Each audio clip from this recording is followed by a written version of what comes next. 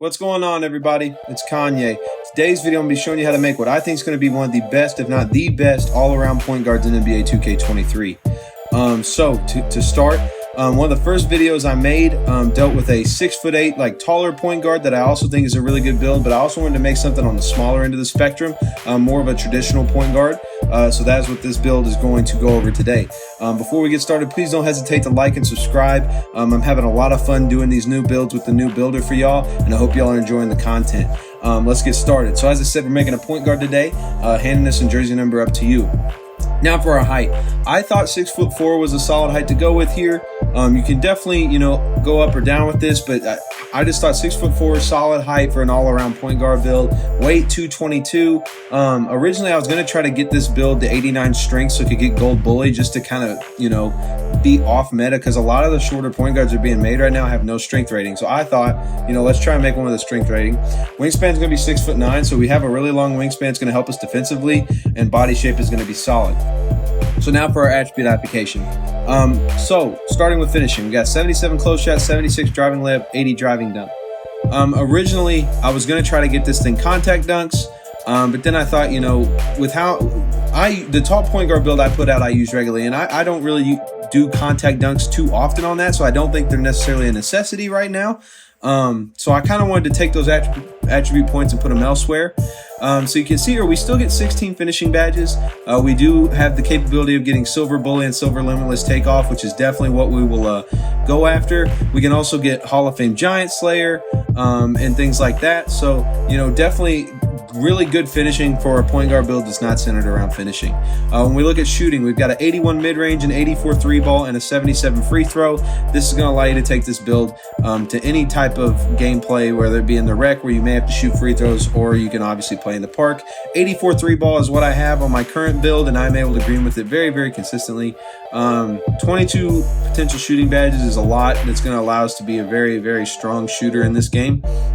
Moving on down to playmaking, we have a 90 pass act. The reason I wanted to have such a high playmaking aspect on this build is because on the 6'8", it is somewhat limited. You can't be as fast with the ball in your hands. You can't have as high of a ball handle. That being said, I do have them still relatively close. I do believe my speed with ball is higher on this build, obviously, than it is on the 6'8", but the ball handle is the same, just because I don't feel the need to get those next tier dribbling animations. I think you're going to be fine with the 85 dribbling animations, but the 90 pass act gets us a lot of those really good point guard badges that we're going to need. So we see here we've got 24 potential playmaking badges, a lot of really good badges in the tier 1 area, that we can use to our advantage as a point guard. You've got Dimer as a tier 1, Floor General as a tier 1, Needle Threaders tier 1, Ankle Breakers tier 1, Special Deliveries tier 1, and then we've got Bailout, Hyperdrive, Unpluggables a tier 2. Realistically, tier 3 badges, they have Mismatch Expert, Handles for Days, Clamp Breaker, and Dribble Combos. Obviously, you're going to want at least Clamp Breaker, Handles for Days, and Combos. But we might even be able to get Mismatch Expert in there as long as we don't spend too many badges in the tier 1 and tier 2. But moving on, here's what I think makes this build really stand out from all the others. So the average build I'm seeing right now at the point guard has a lot of shooting and a lot of playmaking upgraded, and then a little bit of finishing and a little bit of defense. I decided, instead of the 90-something ball handle, take it down to 85. Instead of the 90-something 3, take it down to 80 and 84. And you're still going to be really, really effective as a playmaker and a shooter, but now you have an 86 perimeter defense to go along with that and 18 defensive badges. You also have an 80 driving dunk, 76 driving layup, and 16 finishing badges. So all we did was make this essentially a play shot for a more skilled player, being that you have slightly less shooting and playmaking, but now you have elite level defense and finishing, to where if you're a good enough shooter that you don't need a 93 ball, and you're a good enough ball handler that you don't need a 90 ball handle, now you have boosted defense and finishing stats. So that's definitely the perk here. You're going to see with the 18 potential badges, we're going to be able to get silver clamps, possibly interceptor, challenger. We're also going to get menace and things like that. So we're going to be a really good on-ball defender, and we don't even necessarily have to worry about switching off to the lock in park 3-on-3 situations. You may allow your guys to bring whatever build they want because you can play as the lock yourself. Looking at the physicals here, we've got an 80 speed, 80 acceleration, 82 strength, 82 vertical, 90 stamina. The one thing I'm going to recommend, now as I told you when we were first getting into the builder, I wanted to make this build kind of unique in the fact that it could get bully at 6'4". Most of these smaller guards aren't putting strength on their build. What I will say is, if you don't care about the strength rating and you don't care about bully, you don't want to go that route, take the strength rating off and, put it towards some other things. You will see that to keep your perimeter defense where it was, you are going to need that 86. So you need at least a 36 strength, but now you have a bunch of attribute points that you can put elsewhere. We can up the ball handle a little bit. We can up the 3-point rating one. We have some spots. We can get contact dunks if we take the strength down. So that's the other thing. If that's the sacrifice you want to make, you want to take away your strength and give yourself the contact dunks, by all means, go for it. But me personally, I think the strength rating is going to make a big difference this year, especially defensively, because I think strength is going to actually help assist with clamps and hanging on defense. So things like that. But this is how I would lay it out. Again, there are some different tweaks you can make depending on preferences, but overall, it's a great all-around build. Now for our takeovers, this is meant to be a primary point guard, so I went ahead and went with team ratings boost as the primary.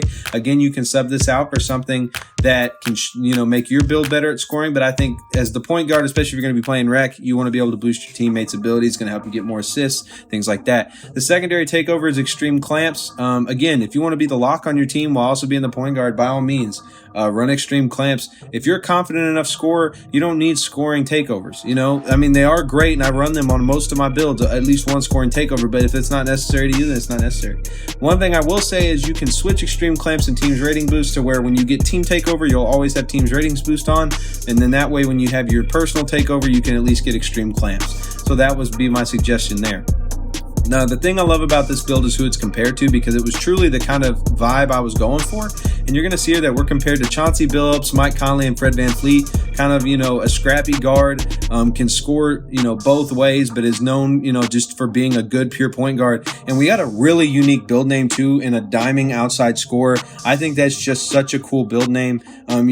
If I will tell you now, if you decide to give yourself the contact dunks, it is going to be called a 3-level scorer instead of an outside scorer. So that's another reason that I kind of like the idea of just maintaining the 80 dunks so we could get the diming outside scorer name. Now, to get into the tester portion of the build where we can look at the badges, I'm going to just show you all how I would lay out the badges on this build. Again, feel free to do anything differently, but this is just what I would do. So first things first, we're definitely going to want Giant Slayer. Probably on Hall of Fame. Go ahead and get Bronze Acrobat and Bronze Fearless. Then when we get to our tier 3s, we've got 6 badges left. I would go ahead and do Silver Limitless Takeoff, core it, and then get Silver Bully. The other thing you can do, and this is what I was going to say, if you do decide to sub out your strength, by all means, you can replace Bully with Posterizer if you go for the contact dunks, or you can replace it for Slithery. But the one thing you need to have for sure is Limitless Takeoff. On top of that, something else I might add is if you don't want Acrobat because you're not going to be doing crazy layups like that, then you might put it on Pro Touch. If you guys don't know what 2K Labs is, it's a channel that posts a lot of statistical information on NBA 2K, especially in my career. And I would highly recommend you go watch their video involving Pro Touch, because they talk about if you have your layup timing on versus having it off and just having like game timing for your layups, you're much more likely to miss with your layup timing off. So what they're basically saying is if you practice and you learn how to time layups, you're going to make them far more often than you would if you rely on the game to make them for you. And with that, if you have Pro Touch on, it's going to become that much easier. So that is definitely something to look into. I've thought about trying and I just haven't yet, but it definitely is something I wanted to bring up today. Now for our shooting badges, we definitely want guard up on like Silver, Midi Magician. If you plan on taking post fades, then maybe put this on, but like Midi Magician, straight up mid-range jumpers aren't going to be that hard. Outside of that, we definitely want Amped on at least Bronze. We want Space Creator on Silver, and we need to apply one more badge. Probably maybe Slippery Off Ball. I'll go ahead and throw your Green Machine on Silver. We've got 9 badges left. Let's go ahead and get Limitless Range on Bronze. And actually, let's take Limitless Range off real quick. If you're going to be a point guard that likes to take a lot of moving shots, definitely get Agent 3. Deadeye I think is going to be really important this year, but we're going to go get an Agent 3, and we're going to core badge that so we can go ahead and get Silver Deadeye. We've got 3 badges left. What I'm going to say to go ahead and do take amped off, because maybe once you're maxed out, you won't need amp near as much, but being a guard's gonna be handling the ball a lot, you probably will need it at some point. So actually, let's leave that on. Let's take Space Creator just completely off for now. And we've got 7 badges left. We've got to equip one more badge here, so we'll put guard up on gold. We've got 6 left, so we can either put on blinders on silver, or we can put limitless on bronze. I'm going to put limitless on bronze, and then with our last badge, I'm going to give us bronze slippery off ball. Now these, again, the big thing with shooting badges this year is it really depends on what kind of player you want to be. Obviously, there's a lot of stationary shooting badges. There's a lot of, pure, just like score shooting badges where you shoot off the dribbles. That's the Agent 3s. Blinders, Deadeye are kind of up to you how you want to lay that out. Space Creator, again, a good off the dribble badge. And one thing I want to add is once you get your +4 badges from playing a little bit of the My Career storyline, you can definitely throw on Space Creator or something like that of that nature. Moving on to playmaking. We're definitely going to want Ankle Breaker on maybe silver. We can do Floor General on gold, Dimer on gold, Needle Threader on silver.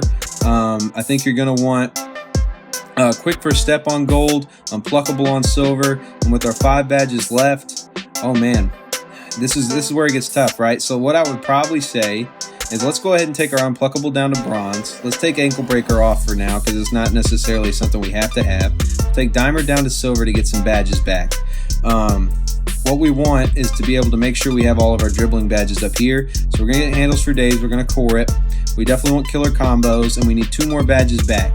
So here's what I would recommend. If you definitely want to ensure you get all your dribbling badges, I would get rid of Floor General or Dimer, one or the other, and keep the other for yourself.